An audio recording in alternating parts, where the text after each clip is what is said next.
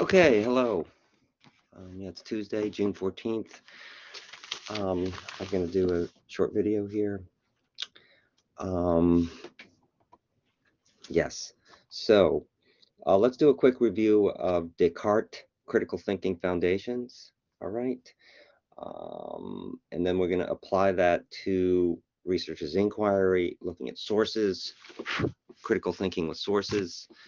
Um, Briefly, a lot of it is common sense, but the one thing we get from Descartes, which is not exactly common sense, is that his whole thing about, well, how do I know for sure what's reality? Is the objective external thing out there real? Well, according to him, what is prior, or what is the foundation, is my subjective existence, my consciousness, right? So this is this idea of subjective experience, right? Um, and interestingly enough, what we have here is a realization or a re-establishment of the foundation of subjective existence, that I must exist, my thinking must exist, my consciousness must exist before any external object can be an object for my subjective consciousness, right? So even in the case of God, God as an external thing, as a being out there, right, really must exist only after my thinking exists. So that's a reversal of the traditional view, right?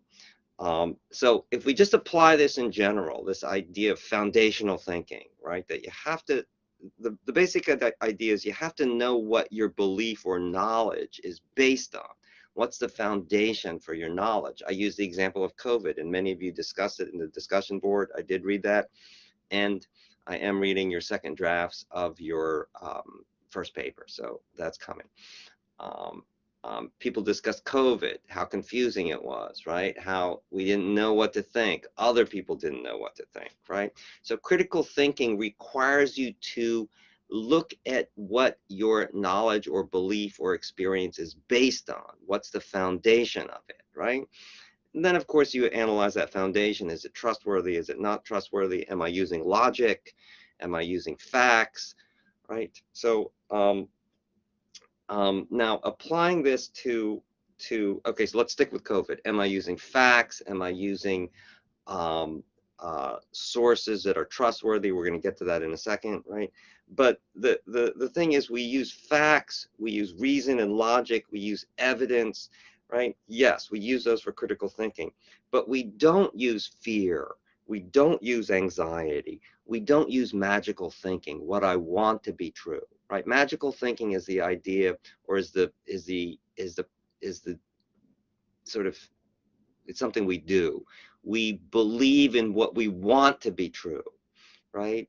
Just because I want it to be true, I believe it's true, and I act like it's true, and then maybe I can get people to believe it's true. And that might work for a little bit, but it doesn't work all the way. And it certainly isn't a foundation for critical thinking, you know. Um, okay, so now let's go to, how do we apply this to sources, right? So we have texts, we have readings, we have videos, right? And you want to ask yourself, what's the foundation for the thesis or the statements that the person is making? Is it, and is that trustworthy or not, right? So what is we call this reasons. What's the reasons? What's the support? What's the evidence? What are the facts, right? What is it based on, right? Now, of course, this doesn't, just because you do this doesn't mean that you're going to be right all the time. You still make mistakes in life, right? We make mistakes. We believe X, Y, or Z. Oh, I believe that AIDS was caused by the CIA, right? Yes, we make mistakes all the time, right? But you constantly have to correct yourself, right? So critical thinking is an ongoing activity that you have to do in life. Okay, so all right. So just to review, right? You have to know what your what your belief or knowledge is based on. That's the foundation, right? One thing you don't want to do is just what you hear, oh, so-and-so says this, or Trump says this, or my friend says this, I heard this, rumors, right? It's probably best just to ignore rumors ultimately, right? For instance, like if you hear a rumor from a friend, oh, well, if I take the vaccine, it's going to implant a chip in me. I heard that. It's like, well, who cares what this person says, right? I mean, would you listen to the drunk on the street who's homeless, his pants are falling down, and he starts talking about like, there's a conspiracy out there to get him, right? Do you listen to that? Do you trust what he has to say? Of course you don't, right? So yeah, so those are the issues really, right? So in legal context, they call that hearsay. Just because somebody says something doesn't mean that you have any real evidence for it, right? It's really just a rumor, right? It's just what people are saying, right? So for instance, Trump does this all the time. Oh, people are saying this, right? So, in a way, that's just a way of sneaking in a a a statement that he has no evidence for, right? And so the point is that, you can fool other people, right? But if you're constantly trying to fool other people, ultimately you fool yourself, right? Then you have to engage in magical thinking, right? And you say, well, I know it's not true, but I believe it's true. So I'm just going to keep on living my life like it's true. It's kind of like the alcoholic who refuses to believe that alcohol's hurting him, right? So he just keeps drinking, right? Or the drug addict, right? You know, falsehood can be like that too. Of course, in life, we learn, we change, we have to reevaluate, and we grow, et cetera, and we change our ideas that we had, and maybe they were true, or maybe they were useful for a while, but now they're no longer true, et cetera, right? Or they're no longer useful, or we've outgrown those thoughts or ideas or opinions. Okay, so that's critical thinking, right? Okay, so let's move on now. Okay, so part two of this video, right? We're going to talk now about the Joseph Graves videos about racism, not race, right? So this is a very interesting. Um, there's several articles. There's 3 articles that you can read. You should read them. They're sort of dense. They're difficult, right? So skim through there. The one, Racial Biology and Medical Misconceptions, from the New England Journal of Medicine. That's the 3rd one on the Monday, June 13 window, right? And there's also a short audio file with a short interview with Graves that you can listen to. And then there's a longer video, The Week in Evolution, which sort of talks about his biography a little bit, and then he begins his discussion. I have the timestamps on there. His basic thesis, and it's pretty much true. We sort of know this, and we've known this for a long time, that the human species doesn't really have white, black, Asian, Arabic, South Indian, Pakistani, Latino, Argentinian, Jewish, Russian, Japanese, Korean, Indo-European, right? That those aren't actually biological races, right? Instead, what they are human biological variations. They're variations within the species, right? Skin color, height, bone structure, right? And what Graves goes through is he shows that there's actually no scientific or medical or chemical or anatomical, physiological differences between the socially constructed races, right? His thesis is there's no such thing as race, there's only racism, right? And that racism is based on a non-existent category, i.e. race, right? In fact, we have the human species, you have variations within it that have occurred through evolution, adaptation, et cetera, right? And he points out that in medical school, for people who become doctors, so that's, you do 4 years of college, then you do 4 years of medical school, and in biology, high school biology, college biology, that it's still taught that, say, oh, well, black people are more likely to have sickle cell anemia. And he points out that that is not actually true. It's, in fact, if you look at the Mediterranean basin, North Africa, sickle cell is found in a lot of people there, not just black, black, and there are people who are black who don't have this sickle cell, right? And in fact, the sickle cell is an adaptation from malaria, which is common in that area because of certain types of mosquitoes and certain types of malaria are there. And if you go to other places where there's malaria, you'll see the same sickle cell, right? So, but nevertheless, it's taught in medical school, and it's taught on test preps, and it's taught as sort of knowledge, right? And in biology that, well, if you're black, you're more likely to have sickle cell anemia. And he says that's really not true, and we shouldn't be teaching it that way, right? That we shouldn't teach diseases, medical science, health sciences in terms of, well, this type of race is more likely to have this disease, although they do that, right? Ask yourself, when you took high school biology, did they use race as a concept, black, white, etc., right?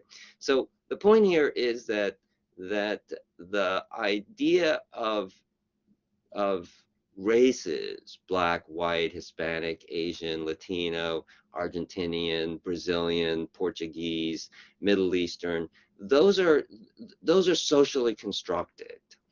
And yes, there are some similarities, right? But there are no statistically meaningful biological, physiological commonalities between any of those groups, right? Within that group, right? You know, you're just as likely to have sickle cell if you're in this area, geographical area, right? No matter what race, what color you are, right? So even the idea of race, right? The word race, he seems to be saying, is kind of misleading, right? So take a look at those videos, very interesting, and read the articles, right? Okay, now next, moving along here, right? Third section of this video, right? Researcher's inquiry. This Friday, you will turn in a first draft of your researcher's inquiry.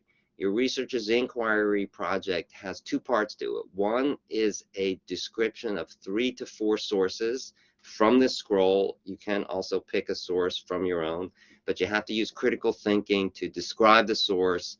Also describe, I listed this on the, I listed this on my, on Blackboard, what it is, who the author is, what the dates are, right? Why is it relevant to what we're discussing, or what did you find relevant to it? So what you need to do for part 1 is to talk about 3 sources, do a short description, summary, review of each source, 1 through 3 or 1 through 4 sources, right? And then part 2, write an inquiry / essay / reflection on those sources, right? But an inquiry also means it's a personal inquiry. You directly inquire. It's not me giving you a topic, right? Yeah, you can pick some of the questions, subtopics from the scroll and what we've been talking about and writing about. But the idea of an inquiry is to carry out a road, a movement of thinking, search for knowledge, understanding what is the cause of X, Y, or Z, right? And it's got to be something that you want to know about, or something that you see and want to say, well, what is the cause of this? Why did I do this, right?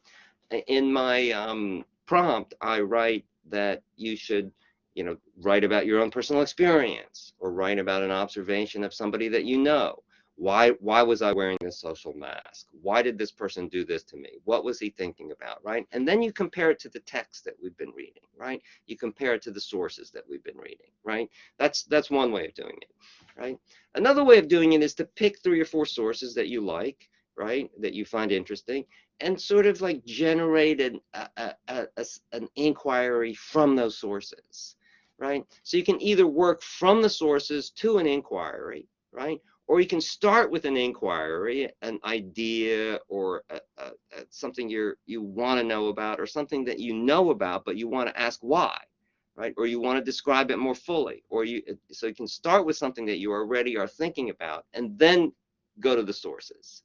Okay, now you can find, I ask you, if you're going to use a source other than the sources I provided, just use 1. If you want to use 2, you could probably do that, right?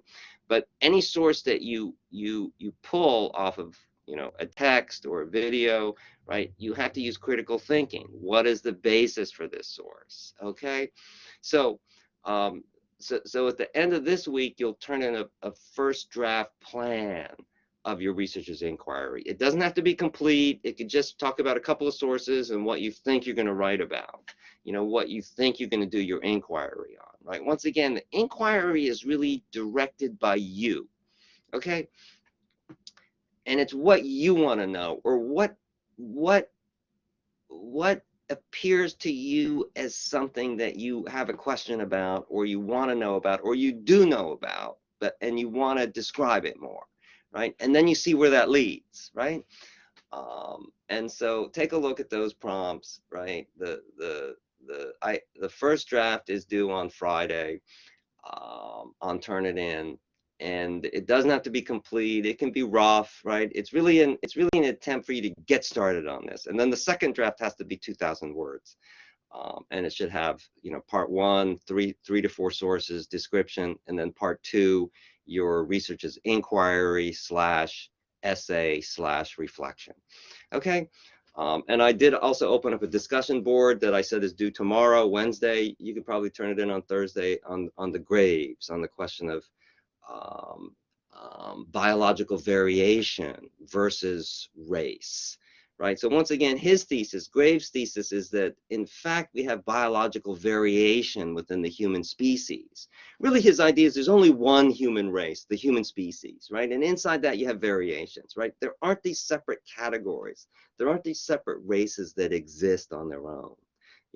We sort of have the idea, we create this grouping, right?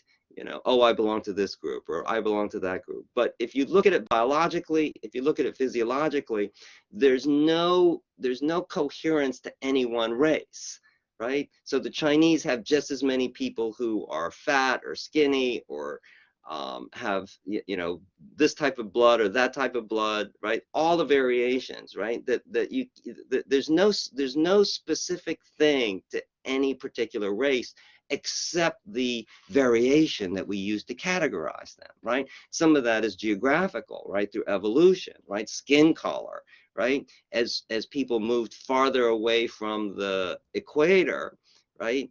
The hot part and the sunnier part of the earth, you had less sunshine. So so skin adapted to a lighter color in order to absorb more light, because you had less light, you had less sun, right? So that's the idea of human biological variation, right? So we have variation, but we don't have separate races, right? So instead we have socially constructed groupings, which we call races, and then we have racism, right? So it's an interesting way of tackling this problem of racism in the world. And I think it's a valuable one, and that, does sort of serve as a basis, for science and biology according to evolution, right? So, and we pretty much accept evolution as the, within the realm of science, within the realm of biology, right? Because that's the best foundation that we have to believe, and to accumulate knowledge about biology: the heart, blood, oxygen, lungs, cancer, viruses, bacteria, right? Yeah. So now, of course, if you're talking about religion, then then evolution is not necessarily the main foundation, right? But if you're talking about biology, it is, right? So, so again, looking at the foundation of what we believe in, or what we know, the knowledge we can produce in a field of knowledge. All right, so let's leave it at that for now. This is a long video, and have a good week. I know it's Tuesday. And I did read your discussion boards. They're very good on Descartes and COVID, and I made a few comments. And you can use Descartes also in your researcher's inquiry. And also you should look at the McAdams videos. We haven't had a chance to discuss that, about narrative identity, at least on video. All right, but I can't discuss everything on video. All right, so thank you very much. Have a great day.